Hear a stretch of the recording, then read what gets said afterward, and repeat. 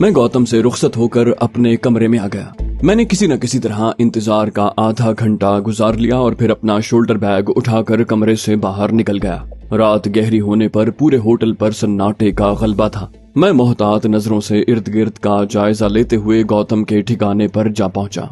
मेरी तवक्को के ऐन मुताबिक दरवाजा गैर मुकफ्फल था। मैं अंदर दाखिल हुआ तो देखा कि नशिस्त गाह खाली है। मेरी तवक्को के मुताबिक आज ख्वाब आवर दवा की मिकदार निस्बतन कम होने की वजह से गौतम उतना मदहोश नहीं हुआ था कि वहीं दीवान पर ढेर हो जाता।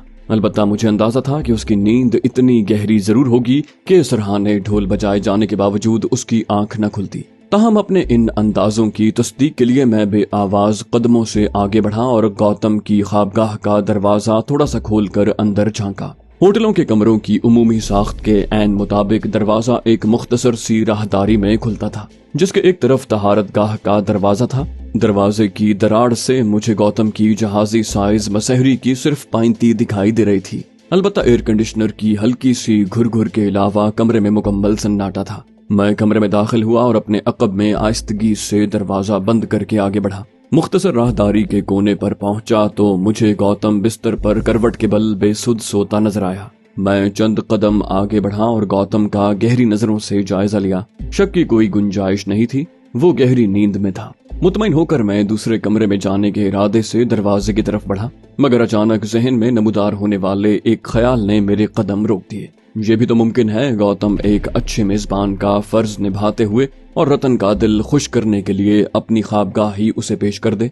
नहीं, मैं कोई खतरा मोल लेने का मुतहम्मिल नहीं हो सकता। मुझे दोनों ख्वाबगाहों में अपनी कार्रवाई मुकम्मल करनी चाहिए। इसमें कौन सा मुझे कोई भारी मुशक्कत दरपेश है। इस फैसले पर यकसू होते ही मैं आगे बढ़ा और अपने शोल्डर बैग से गंदे बैरूजे की कुप्पी निकाली। उसका ढक्कन खोलने में मुझे काफी जोर लगाना पड़ा। उसके साथ ही तेज नागवार बू मेरे नथनों में घुस गई। मैंने फौरन ढक्कन बंद कर दिया। मैंने इस पहलू पर तो सोचा ही नहीं था। ये बदबू तो गौतम को भी चौंका सकती है। वो खोज लगाने पर तुल गया तो खामखा मसला खड़ा हो सकता है, मगर मैं सोच विचार के बावजूद फौरी तौर पर इस मसले का कोई फौरी हल ना निकाल सका।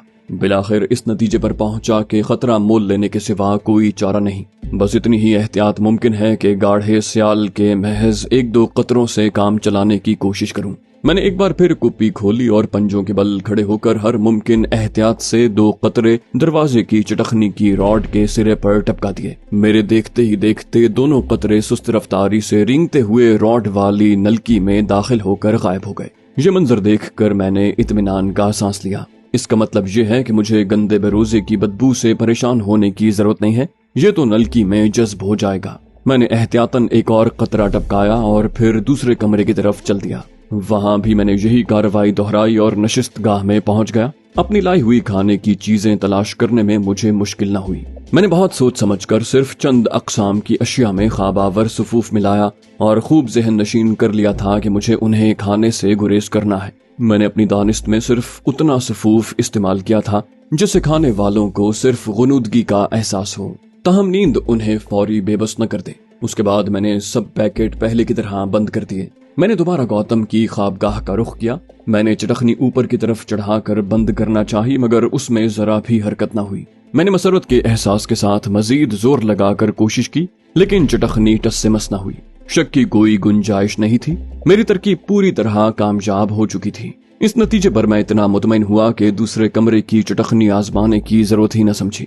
उसके बाद मैं टेलीफोन वाली मेज की तरफ लपका। पहली घंटी पूरी तरह बजी भी नहीं थी कि दूसरी तरफ से रिसीवर उठा लिया गया। एक भारी आवाज मेरे कानों में आई। यस, मैंने खुशगवार लहजे में कहा। अच्छा, तो आप बनफ्से नफीस तशरीफ ले आए सरकार। मुझे इफ्तिखार साहब के लहजे से लगा कि वो मुस्कुराते हुए बात कर रहे हैं। बोले, तुम हरकतें ही ऐसी करते हो यार।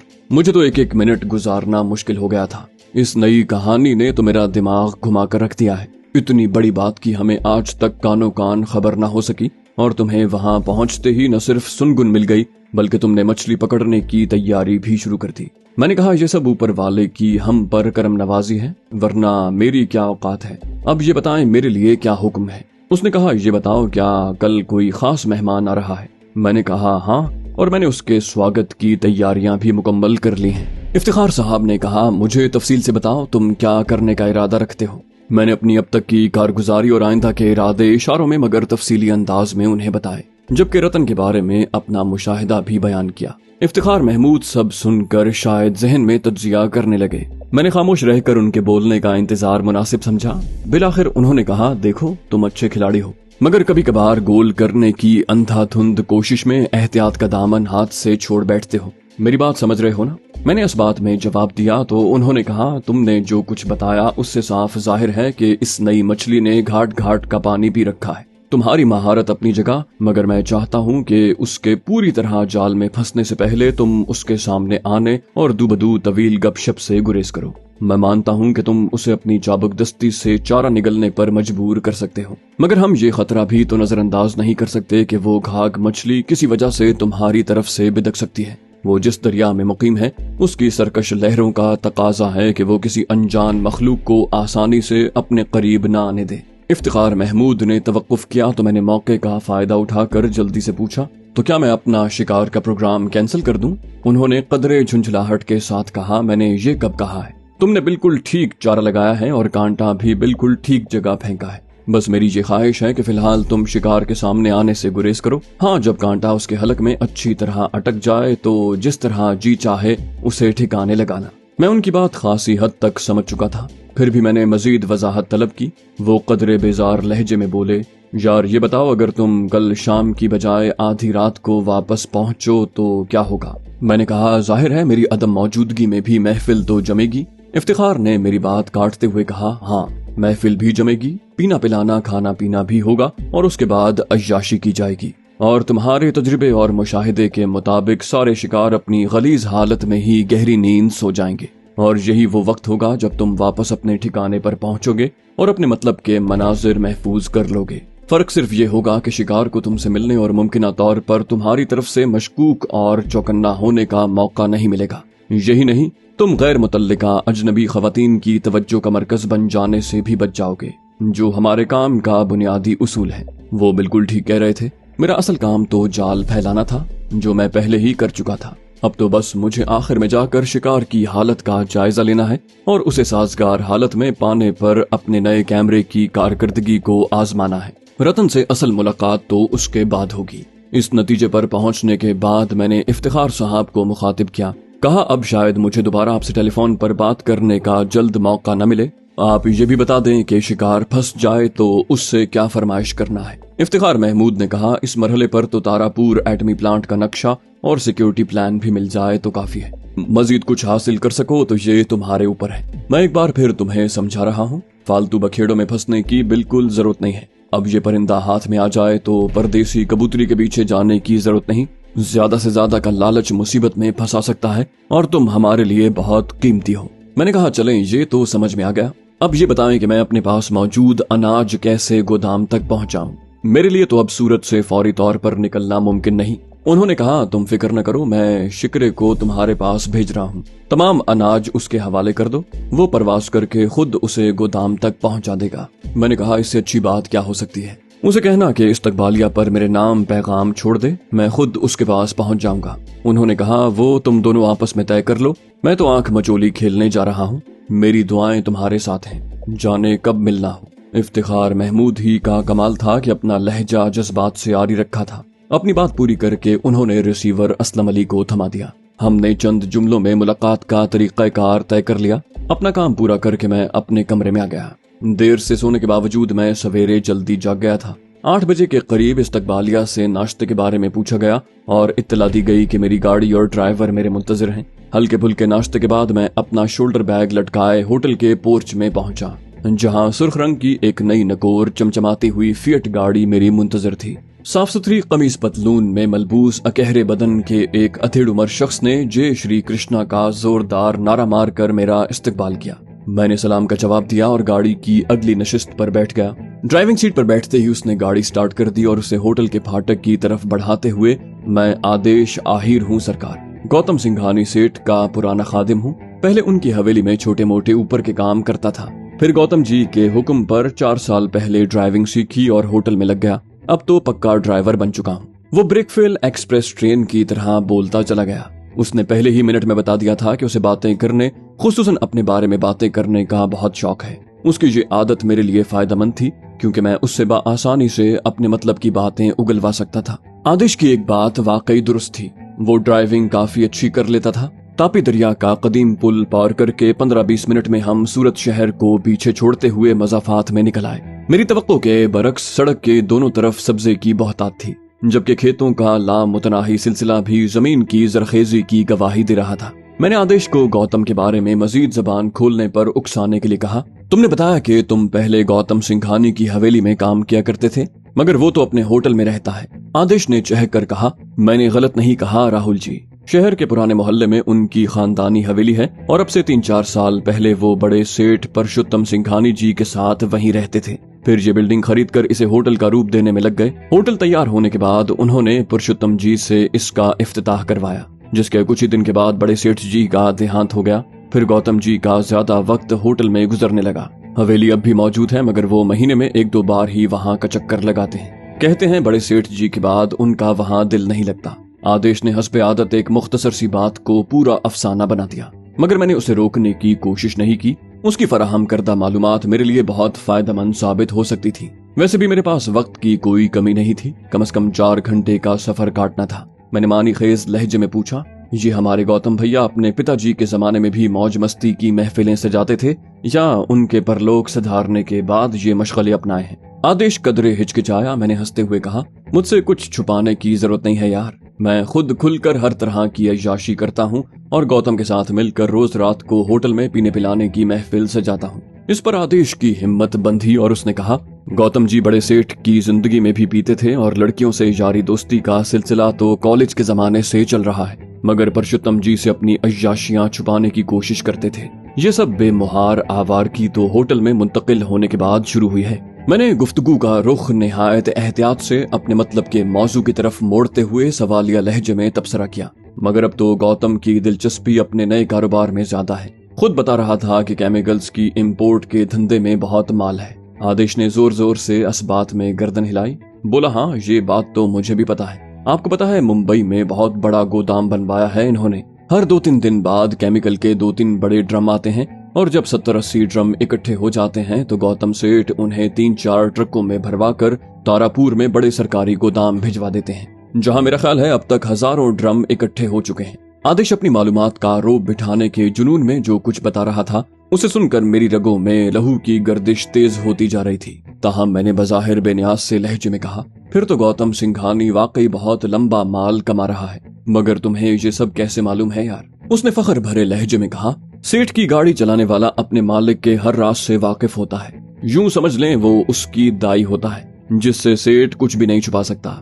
गौतम जी जब भी बंबई जाते हैं उनकी गाड़ी मैं ही चलाता हूँ और हर वक्त हर जगह उनके साथ साथ होता हूँ। आदेश इतनी फराख दिली से सब कुछ बता रहा था कि मुझे शक होने लगा कि कहीं उसे बोलने और बोलते जाने का आर्जा तो नहीं है। क्या ये वाकई मेरी खुशकिस्मती है कि ये शख्स इतने काम की बातें मेरी किसी खास काविश के बगैर मुझे बताए जा रहा है? मैं अभी किसी फैसले पर नहीं पहुंच पाया था कि आदेश ने अजीब यासियत ज़दा लहजे में मुझे मुखातिब किया। बोला, आपको बुरा न लगे तो एक बात पूछूं राहुल जी? मैंने कहा, हाँ हाँ जरूर पूछो। उसने उसी दिल शिकस्ता से लहजे में कहा, मैं बहुत से ड्राइवरों और सेठों की खिदमत करने वाले मुलाजिमों को जानता हूँ, मगर एक बात सबके साथ एक जैसी देखी है। मैंने उसके सवालिया नजरों के जवाब में पूछा, कौन सी बात आदेश? यही कि सेठ के पास चाहे कितनी भी दौलत और जायदाद हो, चाहे वो अपनी फैक्ट्री, कारखाने, होटल, इंपोर्ट एक्सपोर्ट वगैरह जैसे कारोबारों से कितना भी कमाता हो, अपने मुलाजिम को बस उतनी ही उजरत देता है कि वो बस पेट भर कर खा सके। उसने तवक्कुफ करके मेरी तरफ देखा और बात आगे बढ़ाई। बोला, आप मेरी बात समझ रहे हैं ना राहुल जी? सेठ गौतम सिंघानी पहले शायद महीने का 10-12 हजार रुपया कमाता था। हो सकता है अब 40-50 हजार से ज्यादा की आमदनी हो, मगर आदेश गरीब को सेठ की दौलत बढ़ने से क्या फायदा हुआ? पहले 500 रुपया तनख्वाह थी, अब 550 है। मुझे पहली बार इदराक हुआ कि वो उतना बेअक्ल नहीं है जितना मैं उससे समझ रहा हूँ। महदूद दायरे में ही सही, उसका दिमाग गौर व फिक्र की सलाहियत रखता है। मैंने संजीदा लहजे में उससे इजहार हमदर्दी किया। कहा, ये तो बिल्कुल ठीक कह रहे हो यार। दरअसल ज्यादातर सेठों को सिर्फ अपना मफाद अजीज होता है और उसे अपने मुलाजिमों की हालत का कम ही एहसास होता है। मैंने अपनी तरफ से बात खत्म कर दी थी, मगर आदेश के इरादे कुछ और ही थे। उसने एक नजर दूर तक खाली सड़क पर डाली और फिर इल्तिजाया लहजे में मुझे मुखातिब किया। बोला, राहुल जी, मुझे गौतम सेठ ने बताया है कि आप इंग्लैंड में रहते हैं। मुझे यकलख्त उसकी तरफ से गैर मामूली फरमाबरदारी बल्कि चापलूसी की वजह समझ में आ गई। मैंने सादा से लहजे में कहा, हाँ यार, मेरी तो पैदाइश वहीं की है। उसने अपने लहजे में दुनिया जहान की मिठास भरते हुए कहा, राहुल जी, क्या आप मुझे अपने साथ इंग्लैंड ले जा सकते हैं? मैं मरते दम तक आपका एहसानमंद रहूंगा। मैं वहाँ दिन रात आपकी खिदमत करूंगा, आपकी गाड़ी चलाऊंगा और घर के सारे काम भी करूंगा। मैंने अनजान बनते हुए कहा, तो भाई ये सब कुछ तो तुम यहाँ भी कर रहे हो, फिर परदेश में धक्के खाने का क्या फायदा? उसने गोया तड़प कर कहा, ऐसा न कहो राहुल जी, मेरे गांव के कुछ लोग इंग्लैंड गए हैं। मैंने खुद देखा है, 1-2 साल में ही उनके घर वालों की जिंदगी बदल के रह गई थी। जिनके कच्चे कोठे थे उन्होंने हवेलियां बनवा ली हैं, जो दूसरों के खेतों में मजदूरी करते थे उन्होंने अपनी जमीनें खरीद ली हैं। पैदल धक्के खाने वाले अब अपनी सवारियों पर घूम रहे हैं। मैंने हंसते हुए कहा, तुम ठीक कह रहे हो भाई, मगर वहाँ तो घंटे के हिसाब से कम आमदनी मुकर्रर है, इसलिए वहाँ जाती मुलाजिम रखना मेरे जैसे दरमियाने तबके के बंदे के बस की बात नहीं।